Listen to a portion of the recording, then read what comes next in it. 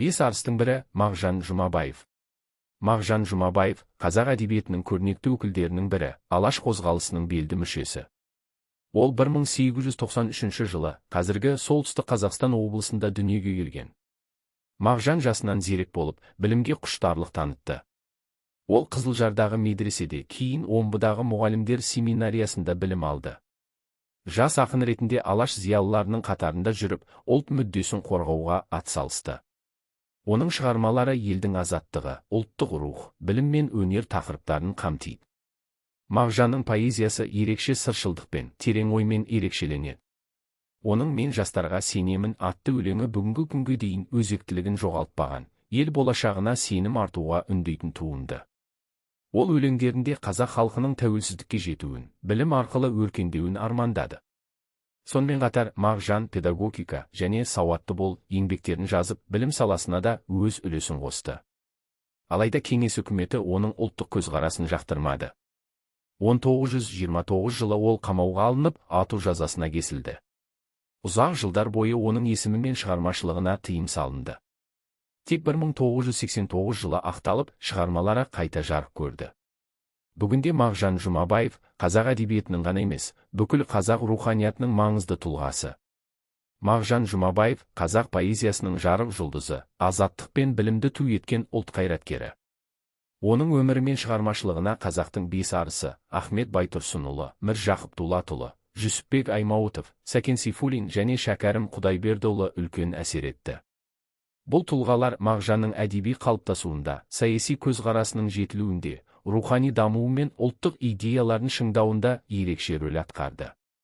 Ахмет Байтұрсынұлы ұстазы және ағартушылық жолдағы бағдаршамы. Ахмет Байтұрсынұлы қазақ тілінің реформаторы, қазақтың бас ақыны атанған ұлы тұлға еді. Ол Мағжанның талантын жоғары бағалап, оның әдебиетке келуіне демеу болды.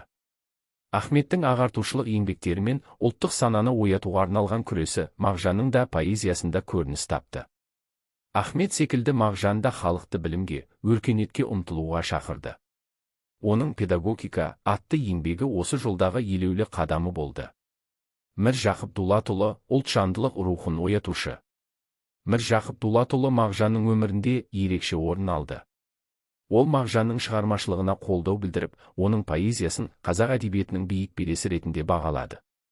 Оян қазақ деп ұран тастаған Міржақып секілді, Мағжан да өз жырларында ұлт тәуелсіздігі мен рухани жаңғыруды жырлады. «Мен жастарға сенемін» атты өлеңінде ол елдің болашағы жастардың қолында екенін айтып, жаңа ұрпаққа зор үміт артты. Жүсіпбек Аймауытов досы және әдеби серігі. Жүсіпбек Аймауытов Мағжанның жақын досы, әрі оның шығармашылығын насихаттаушы еді. Ол Мағжанның өлеңдеріне шынайы баға беріп, оның поэтикалық әлемін ерекше сипаттады. Жүсіпбектің прозасы мен драматургиясымен Мағжанның поэзиясы ұлттық идея мен азаттыққа деген құштарлықпен үндесіп жатты. Сәкен Сейфуллин әдебиеттегі әріптесі және күрескер тұлға. Сәкен Сейфуллин мен Мағжан Жұмабаевтың көзқарастары әртүрлі болғанымен, екеуі де қазақ әдебиетінің дамуына өлшеусіз үлес қосты. Сәкен кеңестік дәуірдің идеясын қолдаса, Мағжан ұлттық тәуелсіздікті жырлады. Алайда екеуі де қазақ әдебиетінің жаңа биікке көтерілуіне атсалысты. Олардың поэзиясы мен күрескерлік рухы қазақ халқы үшін маңызды мұра. Шәкәрім Құдайбердіұлы рухани бағыт беруші тұлға. Шәкәрім Құдайбердіұлы қазақтың философ ақыны, ұлы Абайдың ізбасары. Оның шығармаларындағы тереңдік, моральдық, этикалық тұжырымдар Мағжанның да ой әлеміне әсер етті. Мағжан поэзиясында Абай мен Шәкәрімнен бастау алған даналық, ұлттық рух пен адамгершілік мәселелері ерекше орын алды. Бес арыстың әрқайсысы Мағжан Жұмабаевтың өмірінде маңызды рөл атқарды. Ахмет ұстазы, Міржақып рухани серігі, Жүсіпбек досы, Сәкен әдебиеттегі әріптесі, ал Шәкәрім рухани бағдаршамы болды. Олар Мағжанның тұлға ретінде қалыптасуына, оның шығармашылығының дамуына ықпал етті.